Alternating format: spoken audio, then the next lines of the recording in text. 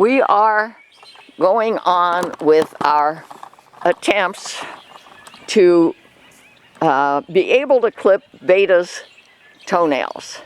We have him in the tacking area today. Today is March 4th, 2026. We have him haltered with 2 lead lines. And we were talking here before I turned on the camera about another issue. And he laid down. I think he laid down because that's where he learned how to lay down upon our request, because he's trying to do the right thing. He's trying to please us. But what I really want to be able to get closer to accomplishing today is that we can lift his back legs in order to clip his toenails. Tavis, could you just make sure that I'm properly... Yeah, okay, I am taping. Okay, let's see. See, when he's down, is there a way for you to touch his toenails in the back? Let's do this. He kind of tucks his feet so they're... Yeah, but so, you know, it's only that he's being so good. It's only March 4th.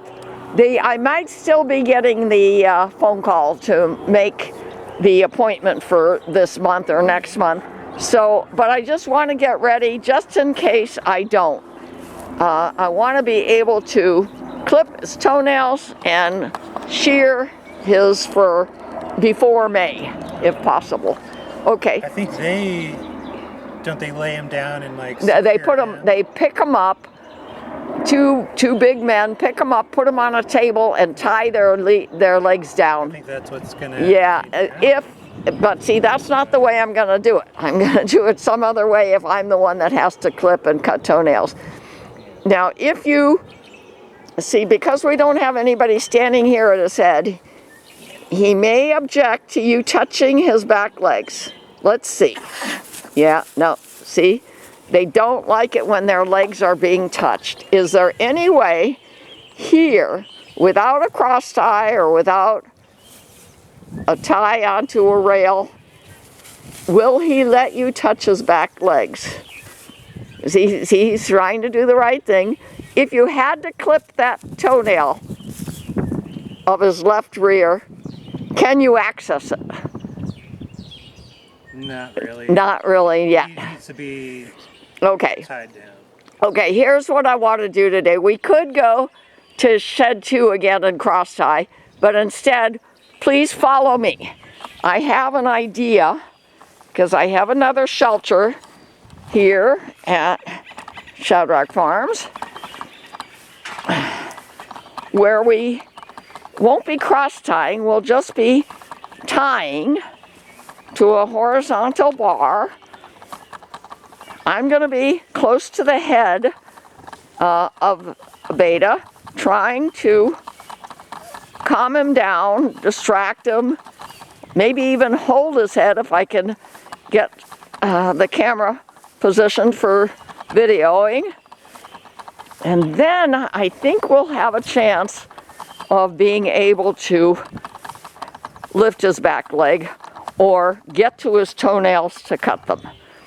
Now, it's very hard for me to get there because the grass is so high. We are going to start mowing, flail mowing this weekend. I'm holding on. We're aiming for that shed roof cover over there. We no longer have farm equipment in it for now. I was walking by and I looked at it and I said that would be a good place to tie. So I'm getting there, I hope. Beta's getting there. Alpha's following us.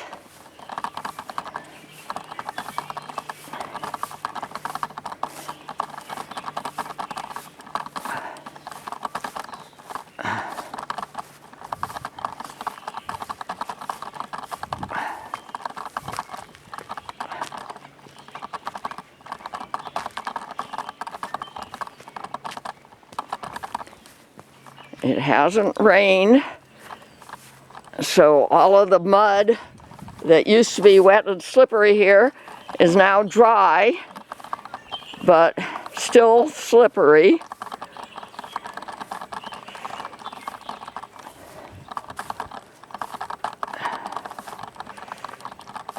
Okay, and this is where we keep our farm equipment, but I have my UTV and my 4x8 trailer elsewhere, and so we have a shelter here. There's no rubber mats in it.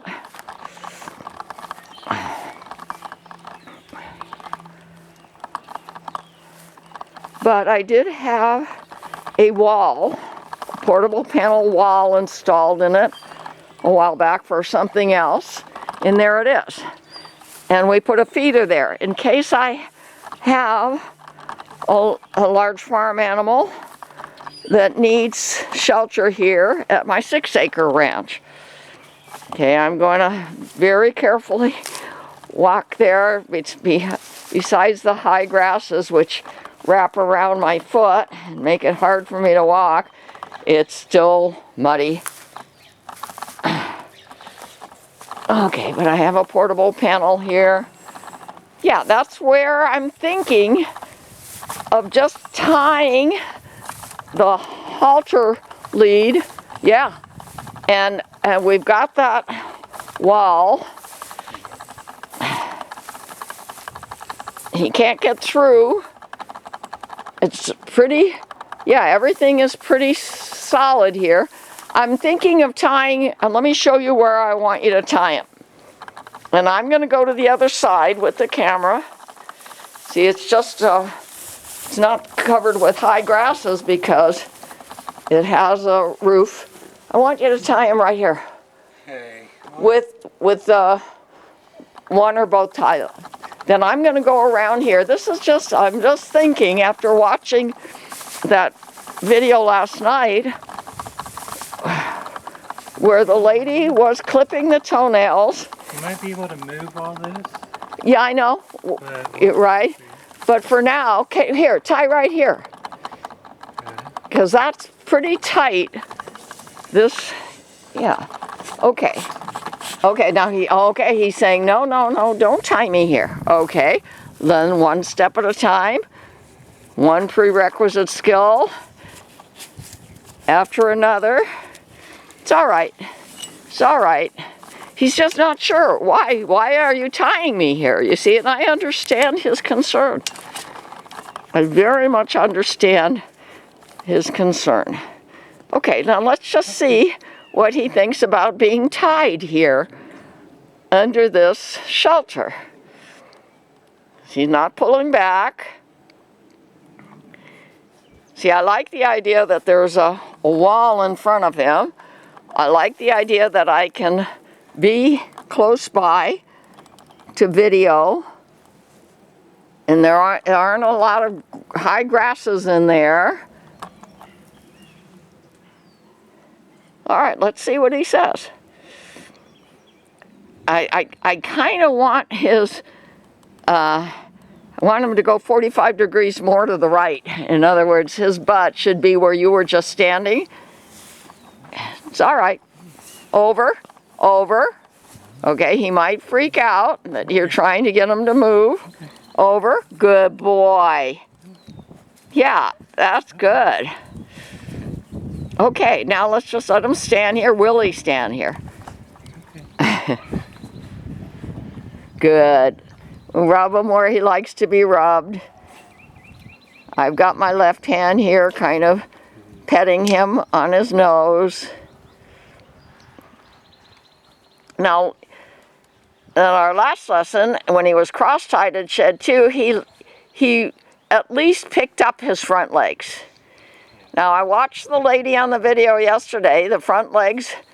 He picked them up, and then she held the leg on her knee. And that's when she clipped. Are we going to be able to do that?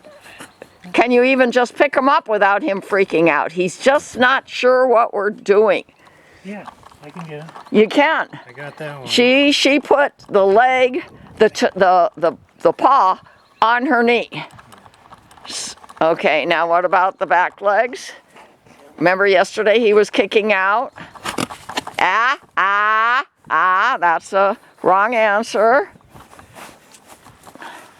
He's pulling hard with his lead line.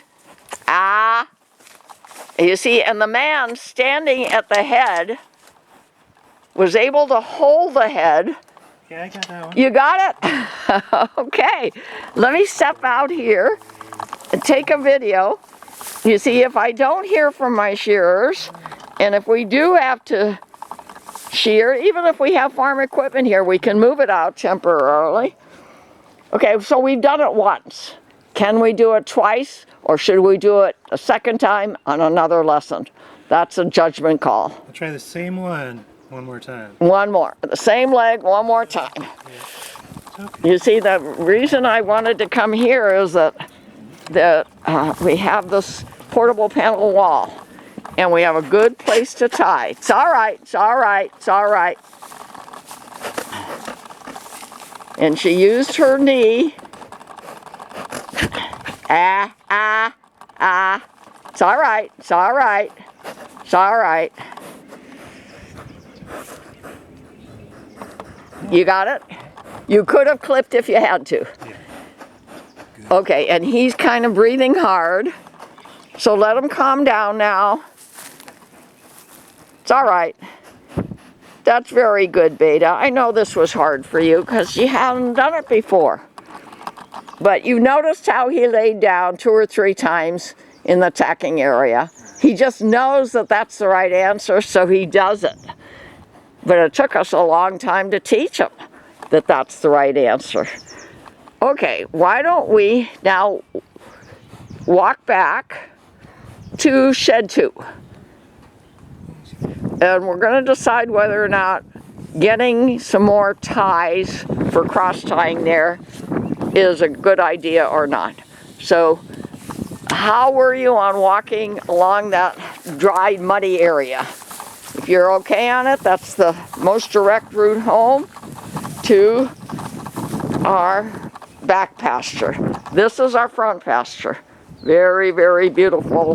We try very hard to keep it green all year round, and that's why I invested quite a bit of funds to having a irrigation system here.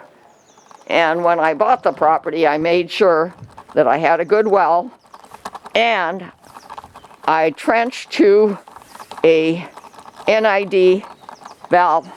So if I have to resort to city water, it's available. I only use it if I feel that my well is getting weak, or if I want to irrigate more than my well storage capacity is allowing. And in a moment, you will see that I have a 5,000 gallon tank. So when I do irrigate in the summer, I have to irrigate in 3 times. I have to make sure the tank does not go empty. Then I have to wait for it to fill. So I irrigate at 7 in the morning, at noon, and at 7 in the evening before it gets dark. And the reason I don't like to irrigate at night is because if something happens to an irrigation riser and it starts squirting water, I don't want it to be squirting water all night. I want to be aware of it and do what I have to do to repair it. Especially when you have horses and cows, that kind of accident tends to happen. Okay, we're going to shed 2 now. This is shed 3. Here's where we successfully clipped Alpha's toenails. And it didn't take long to get him to let us do it. But Beta was, as usual, a little bit more resistant to learning and doing things differently. But we just are patient, we have follow through, and we keep investigating achievement of prerequisite skills. Just now, we did successfully lift his front legs and back legs to clip if we had to clip. Okay, now remember, yes, the last time we videoed, he was a little bit resistant here, being cross-tied, and we were thinking, as a matter of fact, he was trying to lay down and he couldn't because his head was so low. Do you still think I should get 2 more cross ties down lower so that he could lay down? I think over there I was able to do it.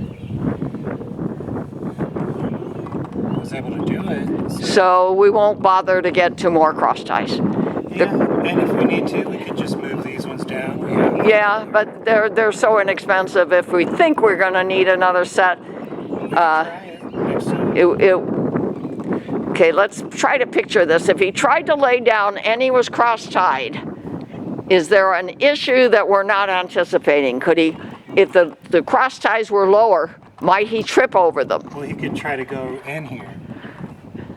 So he could try to move around, and he has 360. So you're saying there could be other problems? Maybe. That arise. Okay. If he's on the ground, he's going to want to get up unless I hold him. Yeah. So since we were successful to lifting his front and back leg, we're going to do it more and more so that it's repetition. He's not resisting. If we have to do our own clipping, that's where we'll do it. Even if we have farm equipment parked there, we'll get it out for the clipping. Thank you, YouTube. You allowed me to find existing videos that help me to diagnose the learning needs, and we just showed you that the diagnosis led to a training success. And that's all for today. Sonia Sokolow, the urban alpaca girl. We're still working on getting the PG&E logs removed from my corral 1. I had asked PG&E to make sure that they removed all the logs. They had to cut down that tree because they were worried about it being close to their wires above my property that service other properties in the ranchos. And they did cut it down, but when I came home in the early afternoon after going out to check for my mail, I found that they had left a bunch of logs in the corral, which I asked them not to do.